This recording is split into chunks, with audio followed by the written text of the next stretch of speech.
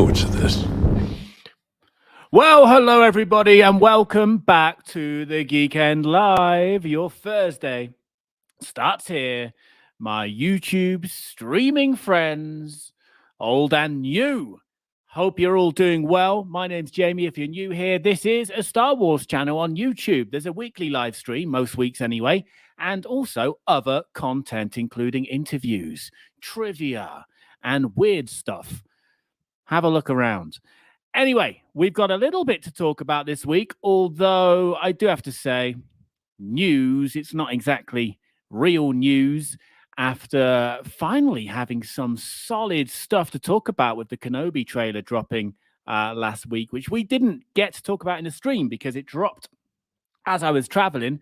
Disney always, I know people have many problems with Disney. My only major problem with them is that they always release important stuff when I'm doing important stuff in my own life, like traveling or other work, that kind of thing. And traveling's the worst timing because obviously you're on a plane. But anyway, I was able to do a very quick review or reaction, if you like, from Mexico City Airport. I'm back in Mexico City, by the way. I just went to a different part of the country for a few days. So welcome to another random Airbnb in Mexico City, but it is one that I've booked. I haven't broken into somebody else's Airbnb, just to clear that one up. Okay, before we get into the news, the Star Wars news, let's do a few hellos in the chat because this is possibly, it's an intimate, excuse me, it's an intimate affair, right? This stream, but it's quite possibly the most interactive of the Star Wars streams out there. So if you're in the chat now, if you're watching live, say hello in the chat. And if you're watching on the replay, aka in the future, then drop me a comment as well. So the YouTuber formerly known as the Geeky Hippie, Glenn the Geeky Hippie, possibly now with, in present time, the longest YouTube name I've ever seen and had to read.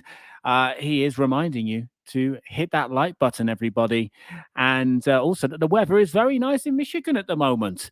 Good for you, Glenn. Hello there to Gaz Nottingham with the first hello there of the evening, probably not the last. Also, Peter as well. And Peter, yes, we do have to address him as the YouTuber formerly known as the Geeky Hippie. Yes, from now on, that's how he goes by. Jane Flakes is here as well. Hello, darlings, and other Sith Lords. And the Gonk is in the room. Power Droid Girl is here. And also, Jane Flakes has started watching Marvel stuff and loving it. Punisher on Disney is wonderfully bleak and violent. I love the Punisher that was on Netflix. Have they put it on Disney Plus now? I didn't think the Netflix Marvel stuff was ever going to go on Disney, from what I last heard. But I really enjoyed Punisher that was on Netflix anyway, a couple of years ago. Where else are we? David Milano is here. Greetings to you. Also, Ant is here as well. Hope you're doing well, my friend. Peter asking any weird stuff this week. No, but weird stuff is coming. I'm not putting dates on things anymore. I'm talking about Lightspeed tonight. Weird stuff is coming. Put it that way. All right. I've been saying that for months, literally. And we have Anakin Crespin. Don't always see you live, my friend, but good to see you this time live. And I hope you're doing well. Also, Nikolaki over in London town is in the house. And Star Wars politics. Yeah, we've definitely spoken before, haven't we? Probably in comments. Good to see you live on the live stream where you belong. All right, then, everyone, let's get into our first news story. This one's actually a little bit more solid because the three things to talk about this week. Also, give me your views on that Kenobi trailer. I've spoken to a few of you already in the comments for the video that I did before, but if we haven't spoken, let me know what you thought of that Kenobi trailer. I know there's some always mixed opinions out there, but generally I'm reading positivity towards this series that's coming. So yeah, there's a couple of things to talk about this week, to be precise, 3, and they all involve returns. Okay, we've got a Mando return, and almost maybe Maul return, but it's not going to happen, and a wannabe Mace return. All right, so let's start with the Mando return, which is the only solid return out there. Okay, so this is on comicbook.com. So The Mandalorian season 3 is well underway. Carl Weathers has been pretty much the only source of information regarding that. He's been tweeting about it for a while now that he's been back on set. So I don't know if he's directing any more episodes like he has in the past, but you would assume that he's involved. So he's therefore there at the very least as old Grief again, and perhaps in the director's role too. But anyway, looks like we'll be seeing the return of another Mandalorian, and that is the actor Simon Cassionides. I think I pronounced it almost right, maybe. Anyway, he's an English actor. He's had a few little roles in Quantum of Solace. That's on his IMDb. Agents of S.H.I.E.L.D. as well. The Mandalorians really as Axe Woves. Is that how you say it? Axe Woves. That's really where I was first introduced to him and his work. And there he is. I don't know if you can see this. It's very small. I'm going to zoom in a little bit. This is courtesy of Bespin Bulletin on Twitter. He's there. Simon's back as Axe Wove, if that is indeed how you say it.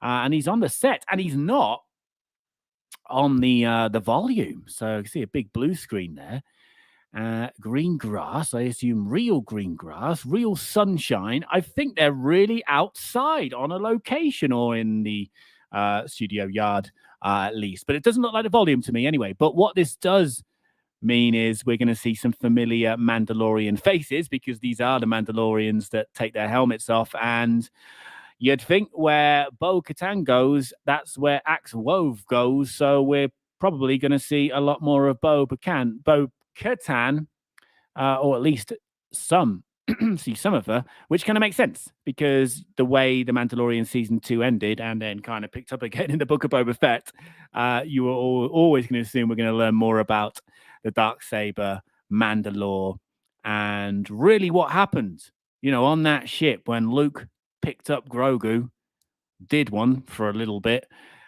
What happened? What was the conversation between Din and Bo? How is it left? What happens next for Mandalore, the characters aforementioned, and that Darksaber? So that's a return that I think we can pretty much say is guaranteed. However, one that is very unlikely now, whether it was likely even in the first place, will we ever know? And that is a certain, not this one, just done that. I'm trying to put on a new one now. That is a certain Ray Park as live action Darth Maul. Now, this was initially brought to my attention on the Geekend's Patreon Discord group. I think Chad Campbell posted it. Where is Chad the Stopwatch Campbell, by the way? Shocking. Anyway, it was brought to my attention there. Also, once again, when traveling back to Mexico City, and there's this report from the Hollywood Reporter, and you always take everything with a pinch of salt, I think, when it comes to Star Wars particularly, but usually when it's something on the Hollywood Reporter, you kind of assume it's coming from a solid place. Obi-Wan Kenobi, Darth Maul scenes cut, Luke Skywalker replaced during creative overhaul. Mauled! Ray Park, who originated the character with The Phantom Menace, was expected to reprise as the character, but was then written out according to multiple sources. So apparently, Ray Park was booked to return as Darth Maul in the Kenobi series. And not only was he booked, according to some of the sources in this article, which I won't read it all, he actually was already on set. So whether he was there doing stunt work, pre-production work, because obviously he's heavily involved with the choreography of that character as well, being a stunt performer also. So some sources say he was just booked, he was penciled in. Some say he was confirmed and was physically there on set. Some even say, because they are saying scenes were cut here, that actually footage was shot. Again, this could have just been test footage, but whatever was shot, if anything was shot, it has been cut.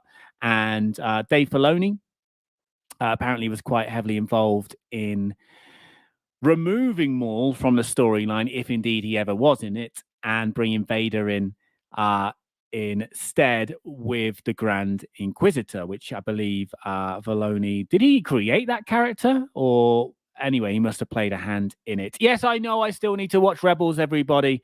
But anyway, all we know is that Maul is not, most probably not, going to be in Kenobi. And speaking of Rebels, I know I need to see Rebels still, and I am going to do it ahead of Kenobi. I've kind of got to do it now, right? Mostly just to, stop me getting headaches every Thursday from everybody nagging at me. But also, it seems to be like it's going to be quite important for the Kenobi storyline. But yeah, I understand how Maul is brought into Rebels. I know that I've actually seen that scene. So yeah, it looks like we won't be getting any kind of build up to that with Maul. I don't know what people feel about that. Maybe Maul is more relevant to the Kenobi storyline potentially than Vader. I know a lot of people. I think the Vader decision seems a little bit Marmite at the moment. Some people seem to love the idea of it. Some people are a little bit cautious about it, wanting to keep that reunion in A New Hope as pure as possible, which I completely get. But anyway, if Maul ever was going to be in Kenobi, he ain't going to be in it now. He has been mauled from the storyline, as the Hollywood Reporter said. Right, one more story to go, but I am going to pop over to the chat now to see what you guys are saying. Where were we? All right. I said hello to Anthony Nikolaki and then Star Wars Politics, wasn't it? Right. Right. I don't know what I've missed. I might have missed something here, but Gaz Nottingham says, love the Kenobi trailer. The music was epic. Man, you put Jewel of the face on anything and you'll make anything, paint drying on a wall epic. John Williams on fire. You're talking about the Grand Inquisitor's look, right? Yeah, as somebody who hasn't seen Rebels, it doesn't bother me at the moment.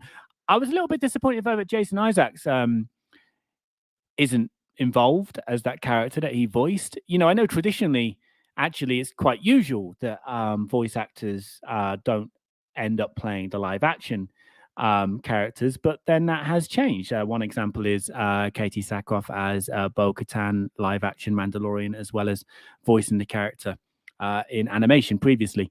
But anyway, where else are we? Star Wars Politics. Did I hear of any? I don't care for. Oh, did I hear of any scoops? No, I hear there's been some storyline leaks, whether they're true or not. But I tend to ignore. I tend to ignore those stories. I don't mind, stories about characters that might or might not be returning. And it sounds like a lot of characters are going to be returning in Kenobi. The ones we already know about. But it would also make sense to see the Emperor. And Ian McDermott said a few things that might suggest we are going to see the Emperor. We surely have to see or hear from Yoda and probably Qui-Gon as well. We're getting character return overload already in Kenobi, potentially on paper. So, yeah, I don't think we need Maul as well, and potentially another character that we'll talk about in a moment. Also, Astramus, hello to you. And Lash D, what new devilry is this? You've actually caught us live. I hope you're doing well, Lash D. Yeah, we don't see you live very often. But yeah, good to see you. Star Wars Politics says, I hear that the Armorer and Bo are going to be teaming up in Mando Season 3. Your thoughts? I can't imagine that happening. Like, that would be quite a coming together of opinions and differences, wouldn't it? But then if they want to go up against Din to get that Darksaber back, perhaps so. But I don't know. I can't really see that. I do see Din working with Bo and co, to be honest, in Mando Season 3. And then he'll probably call upon Boba to come and help him out as well, return the favor. They're just going to keep having to return favors to each other, aren't they? And Glenn the Geeky, formerly known as the Geeky Hippie, also doesn't see that team up being particularly likely. Jane Flakes, Maul seeing Kenobi in this show would take away from his climatic end in Rebels. Watch the show and see it, because it is a great end to Maul. I have seen that scene. But then on the other hand, that's what people are saying about Vader being in this series. What's that going to take away from the final meeting in A New Hope? So yeah, no, I hear that on both sides and completely get it. I'm all for having Vader in this series, and there is potential for them to do the meeting, the duel that we assume we're getting, and they can make it work. But I think Chad also said this. He's happy to have Vader in there, but they never quite cross paths. That would be how he would like to see Vader involved in this series. But I don't think that's going to happen. Sorry. Clays, hello to you, mate. Hope you're doing good. And a familiar hashtag, which surely should be trending by now, watch Rebels, Jamie. Anakin Crespin says, Darth Maul is one of my favorite characters, and even though it would have been cool to see him, I'm glad they went with the Grand Inquisitor instead. Yeah, I feel like that's the vibe I'm getting from a lot of people. So, yeah, I'm sure Maul's a really popular character. So I don't think it's the end of Maul, seeing more Maul, whether it be on page, animation, or maybe even live action, timeline depending. There's still potential to bring Maul back in another way, which hopefully feels more right. Yeah, I want to do a Kenobi watch party for the opening episode. I don't really know how it works yet. I need to do some research into this because obviously with all the copyright stuff, how do people do it? I think you have to mute the volume, don't you? And do you all just press play at the same time? I don't know. But Rebels, I will definitely cover my journey through Rebels in some sort of way, whether that's watch parties or sort of doing season by season reviews in video or stream. I don't know. But yeah, we'll definitely do something. Gaz says, great move to use Vader instead of Maul. Rebels addresses Maul perfectly. Need to save Maul for Solo 2 series or movie, hopefully. And yeah, it's still there. Jamie must watch Rebels, as Peter says. And yeah, Rebel reactions. Hey, I like a bit of alliteration, Star Wars politics, so maybe that's the one. Maybe that's the one. And the nagging continues, everybody. If anyone's new here, in case you haven't worked it out yourself by now, I've never seen Rebels. But now I have to. I've been nagged at for months and months and months.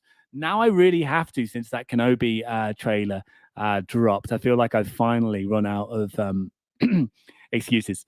Right, everyone. Let's just get through a few more. Sorry if I've missed anything out. Nikolaki says, I am apprehensive about Darth Vader and Kenobi, but my daughter's really looking forward to his appearance, especially as portrayed by Hayden Christensen. And hey, I suppose that's what Star Wars is all about, isn't it? The younger generations. And I guess if you're from the prequel generation or if that was your introduction to Star Wars, then yeah, seeing Hayden is going to be pretty exciting for you. And even I'm excited, to see Hayden. I think I've never bashed him in the prequels, but I feel like he has a real good opportunity now to sort of silence some of the naysayers, because we are going to see Vader, it sounds like, without the helmet. Obviously, with the helmet, it should be James L. Jones's voice, really should be. I hope it will be. And maybe we're going to get some flashbacks as well of Anakin with Obi-Wan. There's a lot of hellos to Jason Isaacs out there. Hello there to Jason Isaacs. He's watching. He's always watching. He's always watching me. Right. I see Power Droid Girl as well. I'm also glad Maul won't be in it. Yes, because of the Rebel scene, but also I think he'd be shoehorned in there for reasons. Yeah, fair enough. And I can see some agreement there as well in the chat. I do like your new screen name, the YouTuber formerly known as the Geeky Hippie. It's just takes a lot of stream time out of me, It's a long one, the longest one I've ever seen, longest one I've ever read. But I'm glad people have stopped changing their names now because it seemed to be a theme for a while. Doormat7 says no one's ever really gone. And that brings me on to the final story. I will come back to the chat to finish up on the comments. But let's do this now because I feel like it's a good segue to this. On IGN.com, Samuel L. Jackson still wants Mace Windu to return to Star Wars. He said, I'll learn the lightsaber left-handed because he obviously had a hand chopped off. He does make a very good point that there is a history of characters who have had their hands chopped off returning to Star Wars. And obviously he had a bit of a big fall to contend with, but if losing a hand is or was his only ailment, then I guess there's potential to return. I know there's people that want it. I'm not one of them. I'm not one of them. I know Dormat says no one's ever really gone, and that's definitely true in Star Wars, but I feel like there comes a point where there has to be a cutoff point, and when you're dead, you're really dead. It could get very silly. And even though there could be a reason for Mace to return, a decent story for how he survived, there could be, of course. I'm just not that bothered. I don't dislike the character. I found him pretty boring, to be honest. So therefore, I'm not yearning for a Mace Windu return. But Samuel L. Jackson certainly is. And this sort of reminds me of, I'm pretty sure he begged George Lucas in the first place to be in Star Wars. And he's kind of doing it again now with Bryce Dallas Howard, who, of course, is heavily involved these days with directing episodes of The Mandalorian and one of the finest episodes of the Book of Boba Fett, stroke The Mandalorian. So, yeah, he apparently has been lobbying her to get back in. He said these words. The only person I've ever said that to about coming back was Bryce Dallas Howard. I just did a movie with her and she directs episodes of The Mandalorian. So I go, so you think you might be able to hook a brother up? I mean, you like me, right? And she's like, I love you. You're amazing. And he's like, so there's a lot of liking going on here. So put me back in. I'm ready. Put me in, coach. I'll learn lightsaber left-handed. It's fun. It's fun. And you can't rule anything out with Star Wars these days. And by the way, he was appearing on a podcast. The Happy, Sad, Confused podcast is where those comments came from. You can't rule anything out in Star Wars these days, of course, but I personally don't care for that. Again, there has to be a cutoff point. In my opinion, IMO kids, but yeah, leave Mace be. Leave Mace be. Anyway, let's see what you guys think. I'm coming back to the chat now. I've still got some catching up to do, I think. Doormat7 says Space Pits are no match for Boba Fett or Obi-Wan or the Emperor or Darth Maul or Mace Windu. The list continues, you see, doesn't it? Which is why, again, there's got to be a cutoff point where we call it a day. When a character's dead, they're really dead. The YouTuber, it's too long, the YouTuber formerly known as the Geeky Hippie, and I keep wanting to say Glenn the Geeky Hippie too. I want to see a foundling reunite the Mandos. Gaz Nottingham, I think this is in regards to Jason Isaacs. I heard he was up for reprising his role as the Grand Inquisitor, but has a clash of projects. Why would he not do Star Wars? Yeah, you'd think you'd find a way, wouldn't you? But I read a comment that he gave in an interview only a few months back, where he was asked about Star Wars and, is he going to be back in it as his character or a new character? And he was like, I really cannot talk about Star Wars at the moment, put it this way, legally. And, that for me was, a sure sign that he was going to be back. And when I saw what looked like the Grand Inquisitor in the Kenobi trailer, a character I don't know particularly well, I'm just aware of, I assumed he would at least be voicing it. It didn't really look like him, but he'd at least be voicing it. But yeah, okay. So it's just, if that's a clash of projects, what a real shame. What a real shame. I've not read the Darth Plagueis novel. Something else I haven't done enough of, watching Rebels and reading. What's it like, man? What's it like? I hope we're going to get some Plagueis in the Acolyte series. And in fact, you've gone on to say you'd love it if they made it canon. Well, maybe we'll get some of that in the Acolyte. Andersley, hello there to you. Hope you're doing well. And I'm just working my way through. Glenn's saying Mace never died. Maybe he didn't. Again, there's reasons why you would bring him back. There can be a decent storyline as to how he survived, but do you really need to do it? Like I said before, for Kenobi, we already know of a number of returns going on. There's also probably going to be more surprises. Yoda, Qui-Gon. Do we need any more? I don't know. And again, for me, Mace was pretty boring. So it's just not something that would really excite me. But I know there's a lot of clamor for him out there, including from Samuel L. Jackson himself. Dave Milano says, I don't think it would make sense for Maul to be in Kenobi because he was probably at that point in the timeline. Spoilers for Jamie, thank you. Yeah, I agree. No, Bryce did a really good episode of Boba, aka another Mando episode. Power Droid Girl, Jackson petitioned for a Star Wars role on that Chris Evans Channel 4 show. I forget its name. Oh, is it the oh, it's gonna annoy me. Was it Thank God It's Fridays? Well, Thank God It's Friday, and that's a restaurant chain, isn't it? TGI Fridays. It was something like that, though, right? And it was in that sort of house set thing. That's the show, right? I feel like I remember that. Star Wars Politics says, if Mace is alive, we definitely need to know where he has been this whole time. We need to start his story with him right when he was electrocuted out the window. Yeah, we'll give him some, if you have to bring him back, then, yeah, give him his own thing. Don't shoehorn him into Kenobi. Although I don't think that's a rumor of any sort. I'm just, that's just the next thing we're sort of focusing on. Peter says, nothing wrong with Samuel L. Jackson, but give him a good storyline. Give him something to do. Again, I just felt he was pretty dull in the prequels. And yes, Dave Milano makes a very good point. The cutoff point was his wrist. Yep.